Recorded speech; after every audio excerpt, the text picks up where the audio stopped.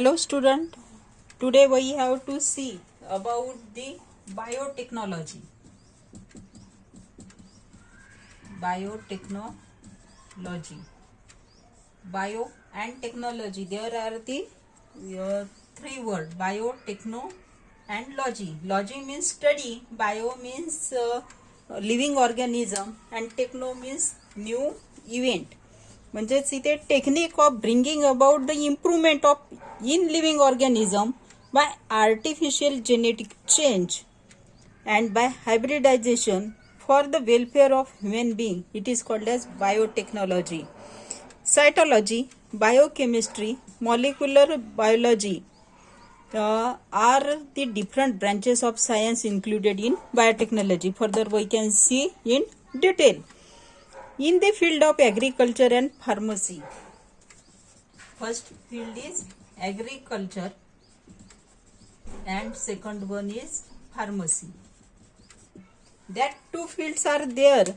In that two fields the major progress have been done due to biotechnology. Biotechnology मुळे या दोन field जे आहे या दोन फील्ड मध्ये खूप जास्त प्रमाणात काय दिसलेला आहे, चेंज दिसून आलेला आहे.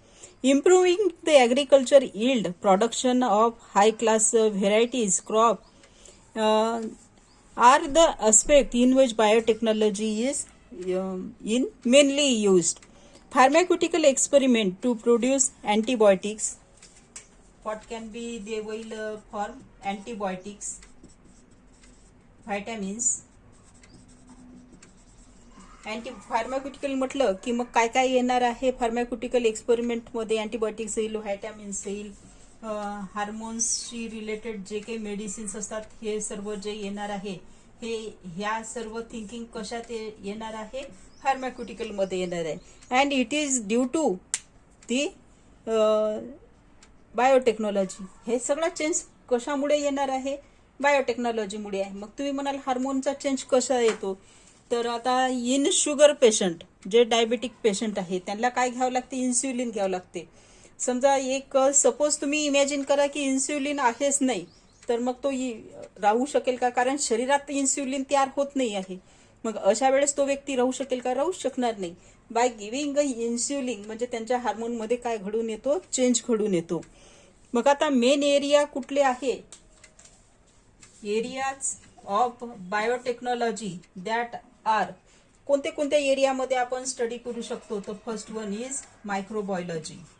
मायक्रोबायोलॉजीमध्ये याचा स्टडी असतो, बायोटेक्नॉलॉजीने केलेला आहे. Using microbial abilities from yogurt, from milk and alcohol from molasses. हा मायक्रोबायोलॉजीचा यूज झालेला आहे. बायोटेक्नॉलॉजीचा यूज असं आताच आपण जस्ट स्टडी केलेला आहे की योगर्ट आणि मिल्क आणि मोलॅसिस पासून अल्कोहोल कसं तयार केलं जाते. सेकंड वे जो आहे विच इज बायोकेमिस्ट्री. दुसरा जो आहे तो बायोकेमिस्ट्रीचा आहे. मग बायोकेमिस्ट्रीमध्ये by increasing the productivity of specific cell to manufacturing antibiotics and vaccine, different types of vaccine.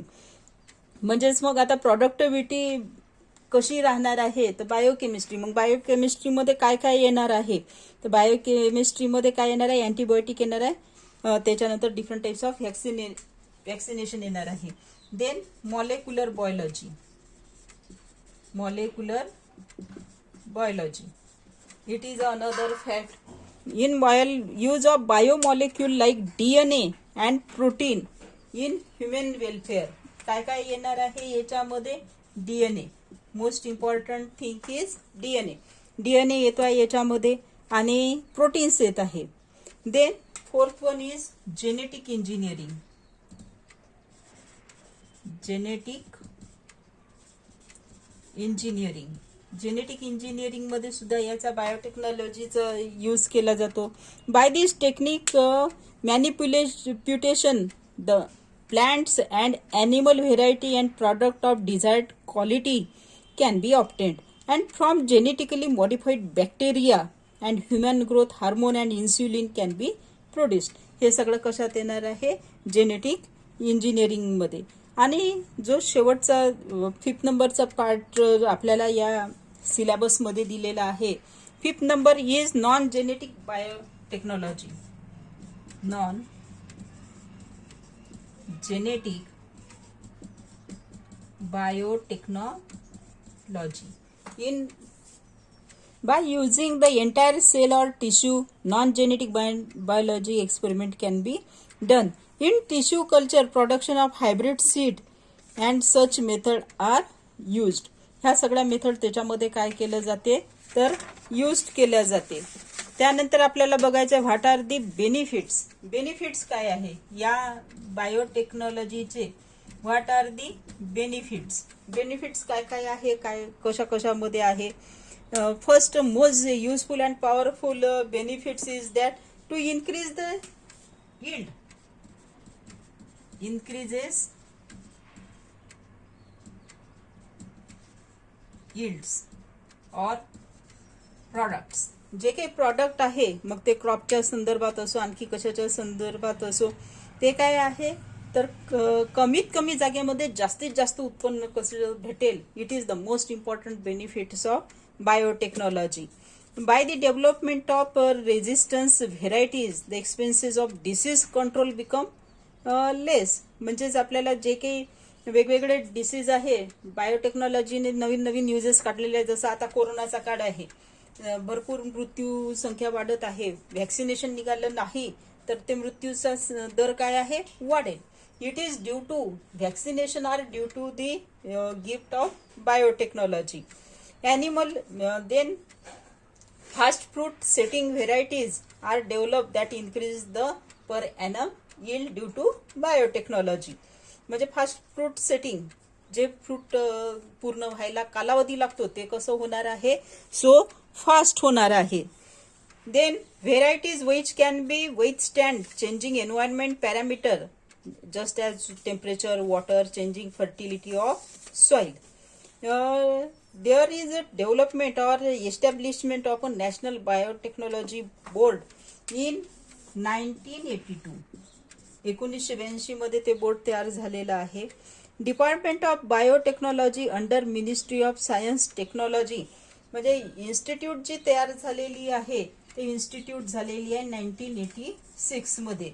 म्हणजेच बोर्ड तयार झालं 82 मध्ये आणि त्याच्यानंतर हे जे झालेलं आहे हे झालेलं आहे डिपार्टमेंट. मग हे काय करतात, कोणत्या कोणत्या डिपार्टमेंट त्याच्यामध्ये आहे तर national institute of immunology, national facility of animal tissue and cell culture, national centre for cell science जे आपण स्टेम सेल वगैरे बघितलं ते, national brain research centre brain विषयी यूज केला जातो, central institute of medicine and aromatic plant and facilities of higher education and research. Then we can see the crop biotechnology. Crop मध्ये बायोटेक्नॉलॉजीने काय काय यूज केलेला आहे तो आपल्याला बघायचा आहे. Biotechnology in crop. क्रॉप मध्ये बघायचं आहे तर there are 3 different way in which the biotechnology is used in crop. First one is hybrid seed. सुरुवातीला सीड ज्या होत्या त्या ज्याला गावरानी बी म्हणतो त्याच्यापासून प्रोडक्टिव्हिटी कमी होती. मग हे product how to increase the productivity हे सीड्स आर हायब्रिड सीड्स. आता जे सगळे वापरतात ते हायब्रिड सीड्स वापरतात. Then next one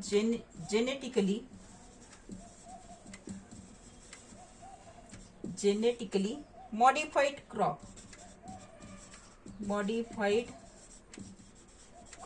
Genetically modified crop, it can be we can see the few example. First one is BT cotton. First example BT cotton. Cotton जे आहे हे साधं पण बीटी कॉटन हे जे आहे हे त्याच्यापासून थोडं काय आहे वेगळं आहे आणि याची productivity rate of productivity is much more as compare to hybrid one. Hybrid जे असतात म्हणजे जे गावरानी वगैरे जे म्हणतो आपण त्याच्यापेक्षा याचं जे असते प्रोडक्टिव्हिटी हा कसा असतो जास्त असतो. पण इथे पाहत असताना नेमकं हे पाहण्यात आलेलं आहे की जे नॅचरल असतात त्याला जे बोंड लागतात ते याच्यामध्ये कसं लागतात जास्त लागतात आणि यामध्ये प्रोडक्टिव्हिटी जास्त राहते पण याचा कलर थोडा पेलेला असतो as compare to original one. Then next one is BT brinjal. BT brinjal ज्याला आपण वांग असं म्हणतो पण हे वांग कोणतं जांभळं वांग. कारण हिरवे वांग पाहिलं तर त्याच्यामध्ये अळ्या दिसतात आणि हे जे आहे यामध्ये अजिबात अळ्या दिसत नाही किंवा कुठलेही कीटक दिसत नाही. ते याच्यासाठी कारण जेव्हा मी तुम्हाला याच्या आधीच सांगितलेलं आहे, जेव्हा प्रोडक्शन होते फ्लॉवरिंगमध्येच ती अळी तो जो मायक्रोब्स आहे तो त्याच्यामध्ये एंटर करतो, त्या फुलामध्ये एंटर करतो आणि फ्रूट डेव्हलपमेंटमध्ये त्याच्या आतमध्ये तो पोखरत राहतो. म्हणजे वरून दिसणार नाही पण आतमध्ये असतो. मग त्याच्यामुळे ते फळ जे आहे ते विकल्या जात नाही, प्रोडक्टिव्हिटी इज लेस. पण हे जे आहे याची प्रोडक्टिव्हिटी जास्त आणि याच्यामध्ये इनबिल्डच काय टाकलेलं आहे त्यांनी, इन्सेक्टिसाइड टाकलेलं आहे, त्याच्यामुळे याचं काय राहणार आहे, प्रोडक्टिव्हिटी जास्त राहणार आहे. Then next one is golden rice. Golden rice म्हणजे पिवळा भात, याला पिवळा भात असं म्हणतात. आणि आपला पांढरा भात असतो, आपण पांढरं प्रॉडक्ट खातो.